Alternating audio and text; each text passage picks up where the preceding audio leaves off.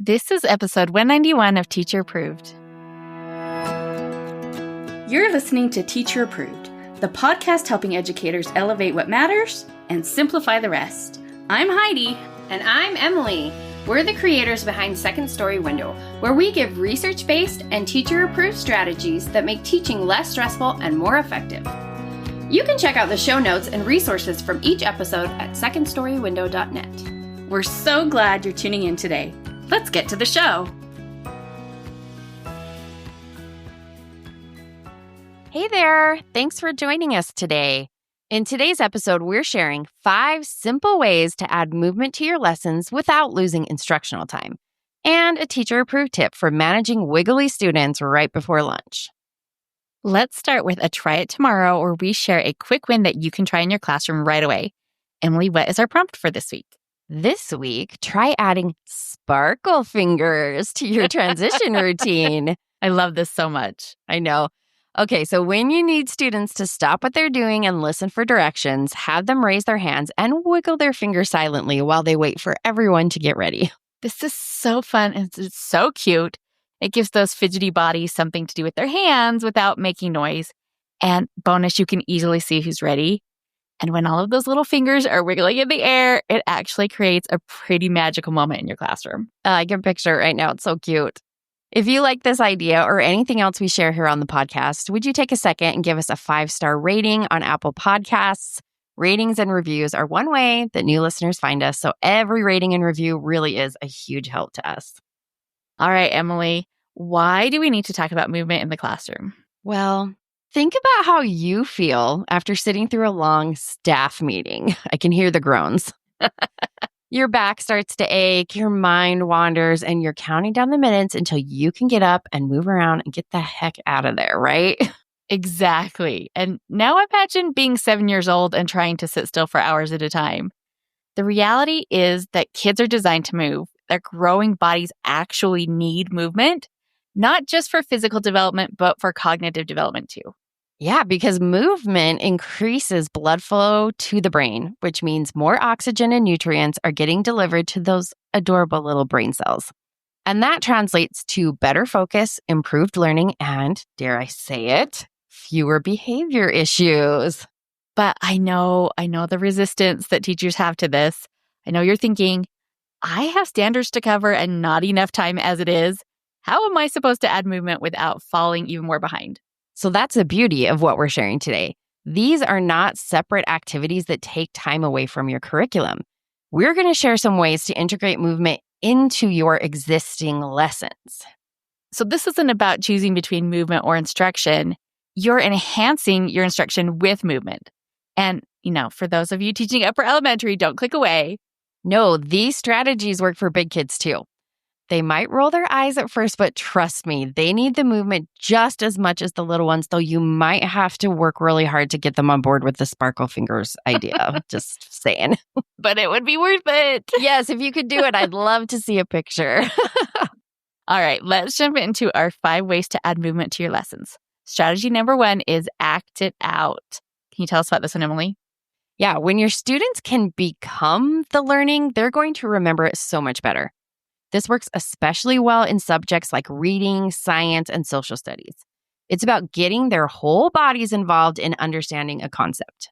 I used to do this with vocabulary words all the time. If we were learning a word like collapse, I'd have the kids stand up and, literally collapse to the floor like a pile of blocks. And then we'd use it in a sentence as we stood back up. I love that because they never forgot that word after doing it like that. Our brains are wired to remember things that involve movement and emotion. So this strategy really locks in the learning, which is our goal, right? And this strategy works for sequencing too. If you're teaching the water cycle, for example, you can have your kids move around the room pretending to be water droplets.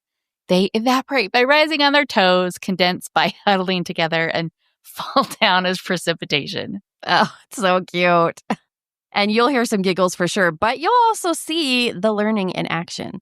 I have found this approach particularly powerful for visual and kinesthetic learners who might struggle with just hearing or reading information. And the great thing about acting it out is that it creates these strong mental images that students can recall later. When test time comes and they are trying to remember the water cycle, they'll easily remember physically moving through it. Exactly. So you can create movement anchors for almost any subject. Just think about the key vocabulary or concepts you want students to remember and brainstorm some simple movements to go with them. All right, let's move on to strategy number 2, stand if statements. I love this. It's such a simple way to get kids moving and get some sneaky checks for understanding at the same time. So you make a statement and students stand if it applies to them. So, for example, in a science lesson about habitats, you might say, stand if a fish would live in the desert. Then students have to process that information and decide to stand or, stay seated. Or in math, you could say, stand if 7 times 8 is greater than 50. Or in reading, you could try, stand if you think the main character made a good decision in chapter 3. What I love about this strategy is that it gives you as the teacher immediate visual feedback about student understanding. If half of your class is standing when they shouldn't be, you need to revisit a concept. And it gives every student a chance to respond, not just the one who raised their hand. Plus, that simple act of standing and sitting is enough movement to help reset focus. Just keep in mind that these movement-based checks are maybe not always reliable for deep assessment. Your students that are unsure will often look around and copy what their classmates are doing. So these type of strategies are best used for engagement and quick informal checks rather than truly measuring mastery. Yeah, that's a really good point. I always treated these as temperature checks. They give you a general sense of the room, but not precise data on each student. If I saw a lot of confusion, I'd follow up with more individual assessment later. And building on this idea, we can also use movement to show understanding in other ways. This works great for true-false questions, multiple choice, or even just, general comprehension checks. For example, you might say, if the sentence is a statement, touch your head. If it's a question, touch your toes. Or show me a right angle with your arms. Or even hop once for each syllable in this word. I like to think of these as human whiteboards. Instead of writing their answers, the students showed it with their body. It kept everyone engaged, and it, gave me a fast way to kind of see who was getting it. For a little extra fun, you can mix in some personal stand-if statements too. This would be really fun at morning meeting. You could do, stand if you have a pet. Stand if you like pizza. It builds classroom community while giving kids more chances to move. Now let's talk about movement strategy number 3, learning stations or rotations. Oh yeah, moving between stations is such a natural way to incorporate movement. Instead of doing all your math activities at their desks, set up 3 to 4 different stations around the room and have students rotate around every 10 to 15 minutes. Even just that short walk between stations gives kids a chance to move their bodies, and it naturally breaks up the learning into more manageable chunks. And remember, your stations don't have to be elaborate. One station might be a worksheet at their desks, another might be a math game at the back table, and a third could be a problem-solving activity on the carpet. Or you could even designate different parts of the room for different types of thinking. Maybe the front carpet is for collaborative discussion, and desks are for independent work, and, save the back table for your teacher-led instruction. The beauty of this approach is that you're not adding any new activities to your day. You're just changing where students do the activities you've already planned. And if you are worried about transitions, which can be tricky with this type of setting, we have got lots of tips for that. Go back and check out episodes 48, 49, and 50, where we deep dive into making transitions smoother. Yes, and there's great ideas in there for incorporating movement into the way you do your transition. So that's a great series to check out if you haven't listened to it yet. Okay, now strategy number 4 is one of my favorites. So tell us about this, Heidi. It's academic movement games. I love using games to teach. So this is where you take a familiar game or activity and adapt it to reinforce academic content. These are so great to use near the end of the day, when the kids' energy is maybe starting to fade a little bit. Yeah, so one example is sight word freeze dance. So you can play music and have students dance, and when the music stops, you hold up a sight word card.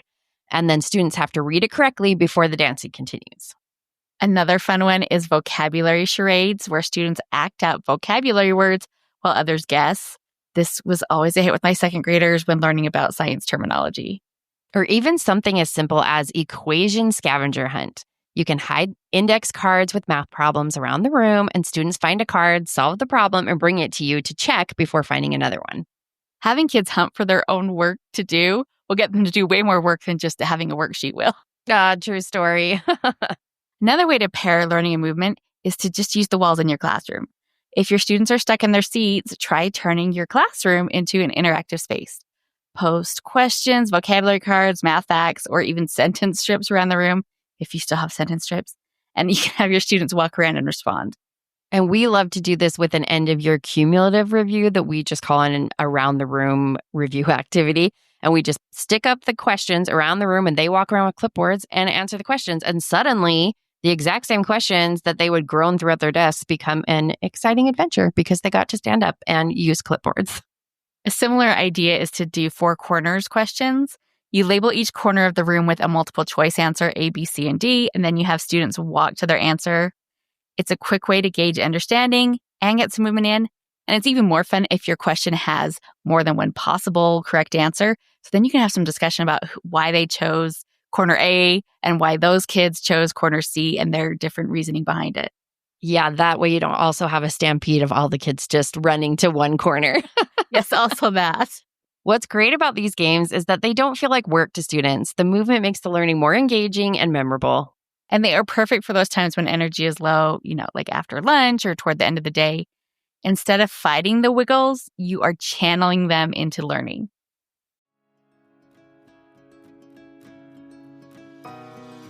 Heidi here. If you are enjoying this episode, will you do us a favor and pause what you're doing right now and leave us a 5-star rating and a review on Apple Podcasts? Reviews help to grow our show and they mean so much. We read and appreciate every single one. Our fifth and final strategy is probably the simplest. Use intentional brain breaks. Brain breaks are short movement activities, usually 1 to 3 minutes, that give students a chance to move, stretch, and reset their focus. In my class, we needed these after any focused work, probably longer than about 20 minutes. Yep. And the key to making these brain breaks intentional is that instead of waiting until the kids are climbing the walls, you plan for these brain breaks at natural transition points in your day. Maybe that's between subjects or after a time of focused work, or, when you notice engagement starting to dip a little bit. This way, you are being proactive instead of reactive. And as you know, there are tons of brain break ideas out there. You could do stretches or a quick game of Simon Says or follow along with a Go Noodle video. And we actually have our own set of printable brain breaks if you want something that doesn't require technology, which sometimes can be a real hassle if you're in a tight bind.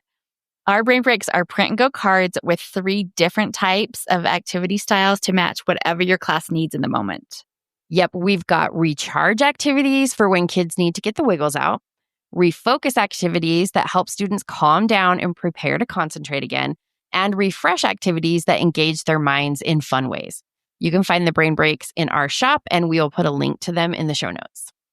What I love about brain breaks is that they actually save you time in the long run. Yes, you're spending a minute on movement, but you're gaining several minutes of improved focus afterward. It's like paying interest on an investment. That 1 minute brings returns in the form of better behavior and more efficient learning. And it prevents that cycle where kids get wiggly, behavior deteriorates, you have to stop and redirect, and suddenly you've lost 5 minutes anyway. It is definitely better to give them 1 minute of structured movement than to lose 5 minutes in the chaos. When I was a brand new baby teacher, I was really reluctant to waste time on something that felt as frivolous as movement. Oh, me too. I just thought movement was something extra, something I could only do if we had time. But now I can see that it's an essential part of effective teaching. Movement isn't a distraction from learning. It's a catalyst for learning. When we work with children's natural need for movement, instead of against it, everyone wins. Okay, so let's quickly recap our strategies for adding movement to your lessons. First, act it out. Let students physically become the learning. Second, stand if statements. Get kids up and down while checking understanding. Third, learning stations or rotations. Change where students do their work. Fourth, academic movement games. Turn review into an active game. And finally, fifth, intentional brain breaks. Plan short movement activities between learning segments. And remember, you don't have to implement all of these at once. Please don't feel like that. Even adding one movement strategy to your day can make a big difference for your wiggly little learners. We'd love to hear which of these strategies you try in your classroom. Come join the conversation in our Teacher Approved Facebook group. Now let's talk about this week's Teacher Approved tip.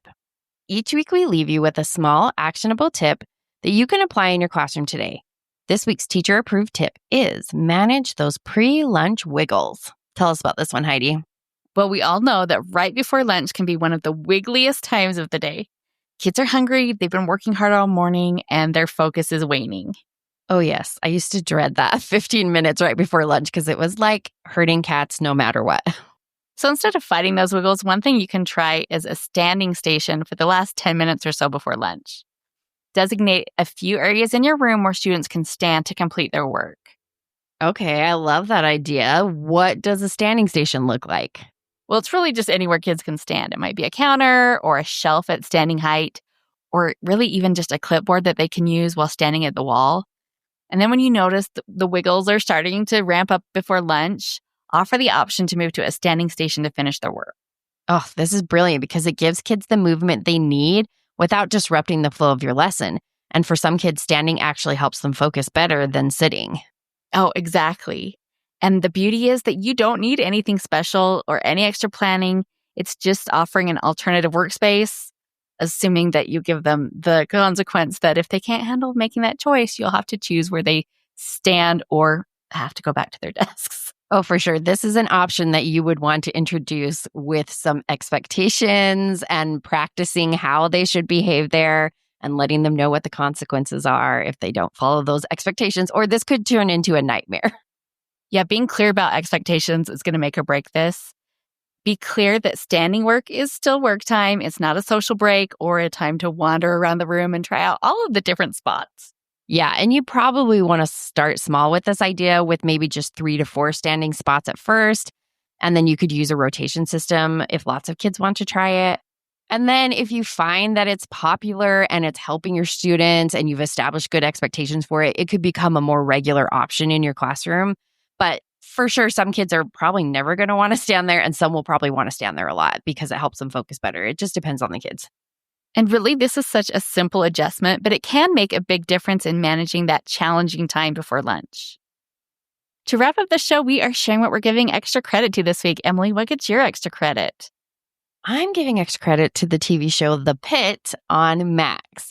When this first came out, I didn't pay any attention to it because I don't generally watch hospital things. I mean, okay, I was very into Grey's Anatomy in the original first few seasons when it was so good. And I did watch the original seasons of ER as well, which also had Noah Wyle in it, who is in the Pit. Yes.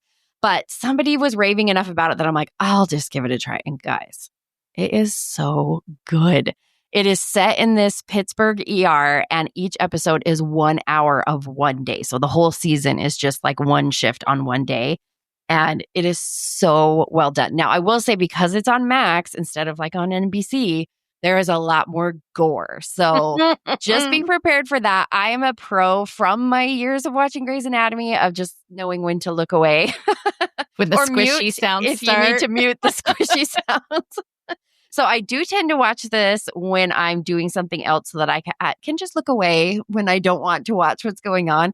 But like the stories and the format is so interesting in the way that these stories build from episode to episode. Since it's all in the same day, you're seeing patients over several hours. And I have just found it to be super captivating. I've totally binged it. There's like one more episode coming out this week and then I'm going to be sad. But there is already a season 2 confirmed. So if you start this, you can know it's not going to disappear. It's worth committing to.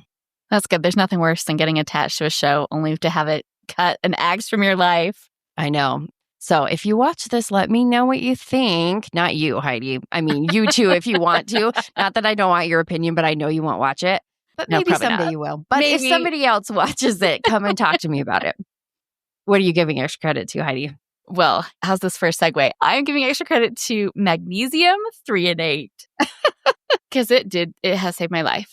So like back in the fall, my doctor suggested I switch to that rather than whatever I was taking, the citrate or whatever form of magnesium I was taking, because 3 and 8 crosses the blood-brain barrier. That's the thing, right? So smart. You're I so know. smart. I could work on that show, that medical show. You totally could.